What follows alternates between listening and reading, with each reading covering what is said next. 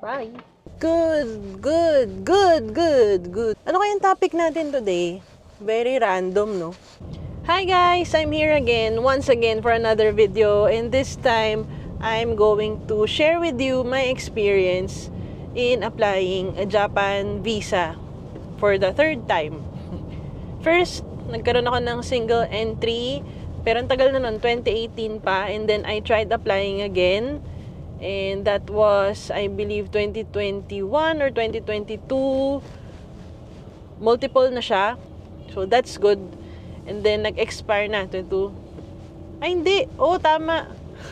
Nakalimutan ko na. Pero 5 years lang kasi yung multiple entry, diba? And nag-expire na siya nung 2023. Huh? Okay. Naalala ko na. Mali. 2017, nag-apply ako ng Japan visa, single entry. And then, the next year, 2018, yan. Ay, traffic pala dito. Mali ako ng dinaanan. 2018. Nag-apply ulit ako, multiple entry. Nag-grant naman, 5 years, and nag-expire na siya ng 2023. Yan. Active tracking na tayo, guys. Hindi na mawawala yung mukha ko sa frame. Okay, so tips ko lang para sa mag-a-apply ng Japan visa. So, since may challenges ngayon, pero I think hindi naman to permanent. So, patience lang. Plan accordingly yung travel nyo. Make sure to apply 2 months before your intended travel date. It's currently February 2nd week. And nag-apply ako sa tulong ng third-party agency. Hindi talaga siya direct accredited agency. So, ang rates nito ay 1.5. Pag single entry and multiple entry is 2.5. I applied. I tried asking for help kay Royal Wonders Travel and Tours. So, thank you. Hopefully, ma-lodge yung application ko ngayon. Naipa-file na nila dun sa partner nilang agency. Pero hindi pa nila ako nasasabihan as of the moment kung na-lodge na yung application. Tips in applying for Japan visa. Number 1, make sure you read instructions. Madali lang talaga mag-apply ng Japan visa. Pero pag sinabing A4 ang papel, A4 ang papel. Pag sinabing ito ang color ng background ng picture ng visa mo, na alam naman ng mga great image and picture city yan. Pero maganda na rin aware ka. Sundin natin yung instructions para less effort sa part nyo, hindi kayo pabalik-balik, less din sa gastos. And magbasa. Okay. Next is plan accordingly. Always plan. So, kung ito yung bank account mo ngayon at gusto mong mapa-increase ang chances mo, hindi mo kailangan maging milyonaryo or magkaroon ng 3 digits sa bank account mo. Kailangan mo lang ng sufficient amount para mag-travel doon. Kasi kahit ito nga lang yung bank account, minsan na-approve pa sila ng visa. But it's still case-to-case basis. Hindi ibig sabihin na 50k ang laman ng bank account mo, automatic approve ka na kung 3 days or maximum 4 days ang stay mo doon. Ideally kasi 10k a day ang amount. Sana. So, yun. And balik tayo sa number 1, matuto tayong magbasa, matuto din tayong mag-join ng mga Facebook groups at forum para sa added knowledge and information and sa personal experiences na pwede mong mabasa doon na makakakuha ka rin ng kaalaman, no? Pero remember, always take advices from there with a grain of salt. Kasi hindi ibig sabihin ng karanasan ni person A ay magiging karanasan mo din. It's your own journey and destiny. So, let it go. Char.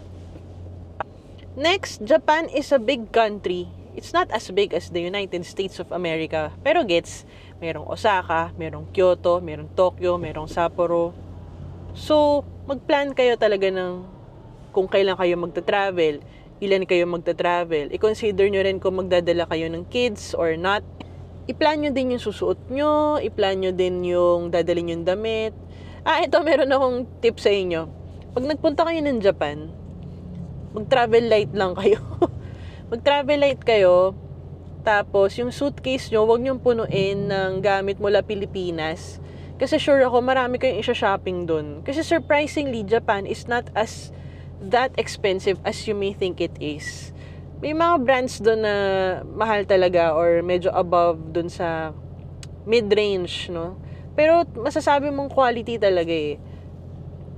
And at the same time, ang dami talagang gamit na pwedeng mabili doon. And damit, mga laruan, mga cute na stuff. So, yun. Advice ko, travel light. Ang ginagawa namin before, meron kaming malaking luggage. Tapos yung small na luggage, nasa loob. Lalagay namin sa loob. So, meron ng dalawang luggage available. Yun yung style. And yung style nga na yun, madami pa ding hindi kasya. So, malaki din yung chance na bumili pa rin kayo ng isa pa na luggage. Hindi naman. Syempre, control pa rin yung budget, no? Hindi naman ibig sabing nandun. Pwede naman din bumalik-balik or i-try bumalik the next time around. Kunin nyo lang, bilhin nyo lang kung ano yung mga kaya nyong bilhin. Iwasang mabaon sa utang pag nagsha-shopping sa Japan. Also, Japan is a very, very safe country and I personal experience naman to, no? Siyempre, baka iba rin yung sa inyo, pero I find Japan safe and complete and very considerate of the tourists and its people. Kasi minsan, kahit sa gitna ng kawalan, merong public CR na malinis ha, na well-maintained. So, nakakatuwa na may mga ganon na talagang nako-consider nila yung needs ng mga tao. Kaya I love Japan. Kahit hindi ka mauuhaw bawat kanto may vending machine. Alam mo yun, nakakatuwa talaga. Para talaga ako nasa ibang mundo pag andun ako. Before meron akong vlog about US visa naman. Application. That was 2 to 3 years ago. And thank you sa mga nanood. Sana marami rin ako natulungan. Nakakatuwa rin yung experience ko doon. Very humbling din kasi akala ko hindi ako mag-grant or alam niyo yun, syempre may interview, may kaba session. Yun, sana marami ako natulungan doon. And ito, this time naman yung Japan visa. Hindi naman naging sobrang granular or in-depth itong vlog ko about Japan visa. Pero kung meron kayong tanong, hopefully masagot ko. Lahat naman to by personal experience. So, syempre, I would still advise you to refer to official announcements from the Japanese embassy or sa social media pages nila. Yon. Ayun. So, 50 minutes pang biyahe ko papuntang work and saktong 1 p.m. dating ko. 1 p.m. yung start ng work ko. Thank you very much for watching, for being with me. Please, try to subscribe to my channel. It would mean a lot. I'm starting to vlog again. By means of, yung means ko ng vlogging, more on memory keeping din. And at the same time, sharing my thoughts and experiences naman with you guys. So, para sa mga taong sumusuporta, salamat sa inyo. Malaking bagay po ang pag-like and subscribe sa aking channel. And stay tuned sa ating mga future trips and future ganaps. Thank you guys for watching. See you around. Uy, hindi kita yung peace ko. Hindi kita. Peace.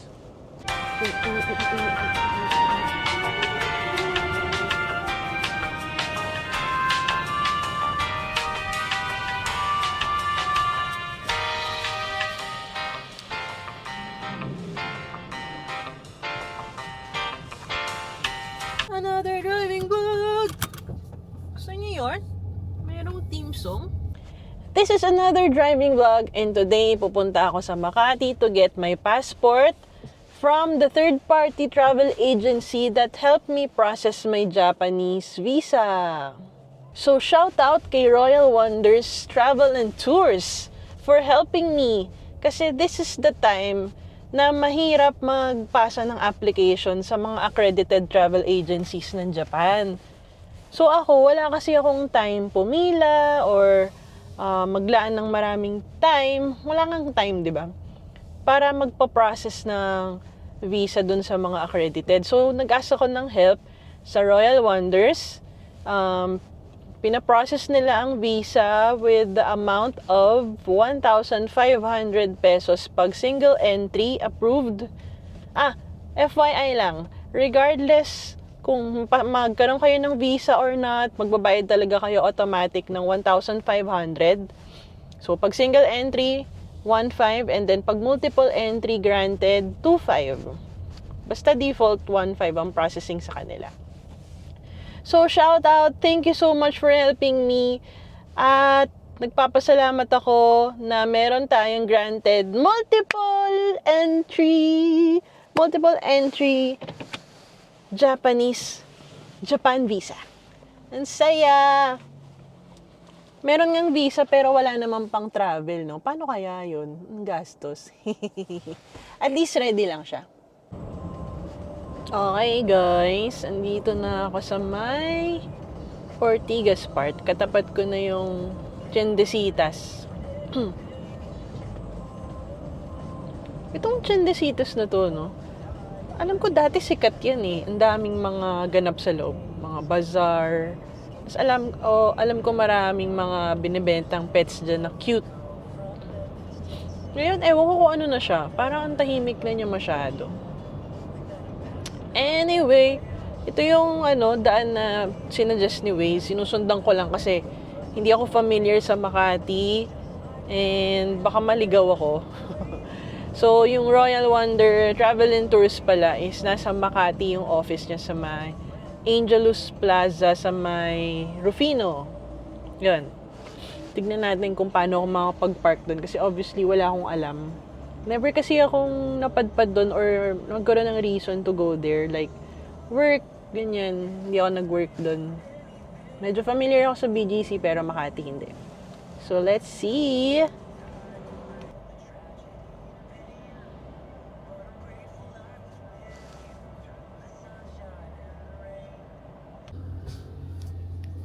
Hindi ko alam saan magpa-park. Pero nakakita ako dito ng Legazpi Car Park. So, para safe, dito na lang tayo. Tama ba ako mga guys? Okay, parking nga siya.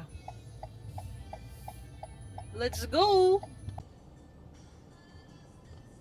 Dito na tayo. Nandito na tayo sa Legazpi Parking. First time ko dito mag-park, siya, multi-level steel parking. Tignan nyo, guys. Yan, ganyan siya. Nandito nga ako sa level 4. Taas ko na.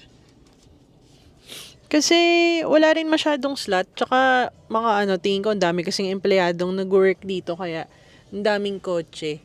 Ingat lang kayo dun sa mga, pag-akyat ng level. Yung, syempre, masikip. So, baka sumabit yung car. So, ingat kayo doon. Talagang ikabig nyo ng todo. Or bumelo kayo ng todo sa dulo bago kayo mag-turn. Ayun lang. Tapos, bago kayo lumabas dito, please pay at the pay station before returning to your vehicle. So, always take your ticket with you. Tsaka, advice din pala yun. So, pag nagpa-park kayo, wag nyong iwan yung, unless na lang na nakalimutan nyo talaga, wag nyong iwan yung ticket sa vehicle kasi added peace of mind and security siguro sa inyo. Nadala nyo yung ticket and alam nyong nagpark kayo sa kusan man. Pag dala nyo yung ticket, ibig sabihin walang pwedeng maglabas na ibang tao nung sasakyan nyo. Yun lang, para lang sa peace of mind. And as an introvert, overthinker. So, yun yung practice na lagi kong ginagawa.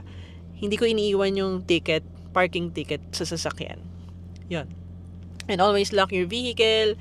Gawin nyo na siyang muscle memory or habit na i-secure yung sasakyan nyo bago kayo bumaba. Yun lang. Hindi ko alam kung magdadala ako ng Osmo Pocket papunta dun kasi maglalakad ako.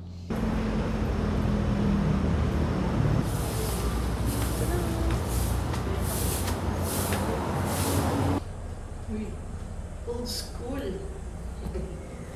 Guys, mali ako ng floor. 4th floor pala ata.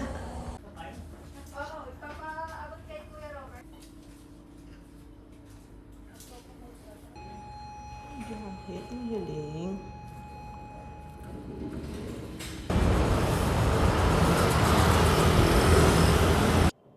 Hi guys!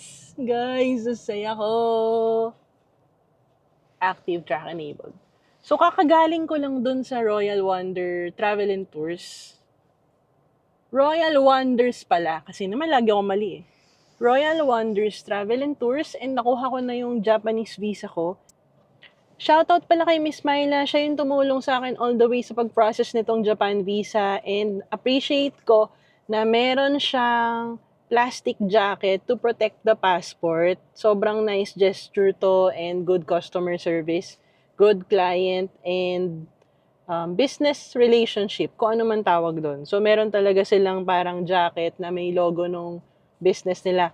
And bago ako umalis, nagpipicture-picture kasi ako doon. Gusto ko lang kasing i-post and i-share my appreciation sa social media and to promote their business. And while I was doing that, nakakatawa kasi binigyan nila ako ng tadan! Ay, baliktad. Tadan! Isang heavy duty. hindi heavy duty. Ang ganda nung canvas tote bag. Makapal siya, hindi siya yung manipis type na tote bag. So, ito sila.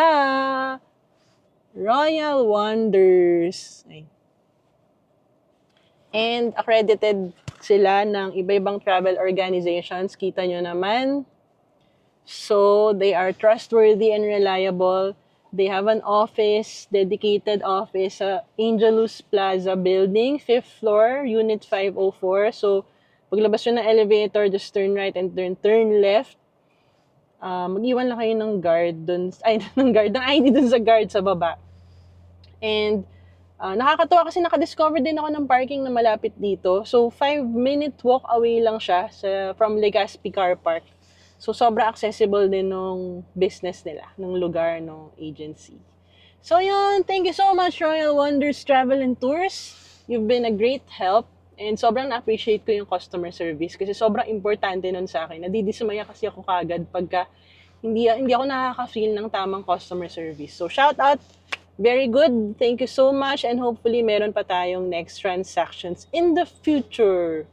So, saan tayo pupunta next? Well, since this is just a Japanese visa-related vlog, so I think I'm gonna end the vlog here.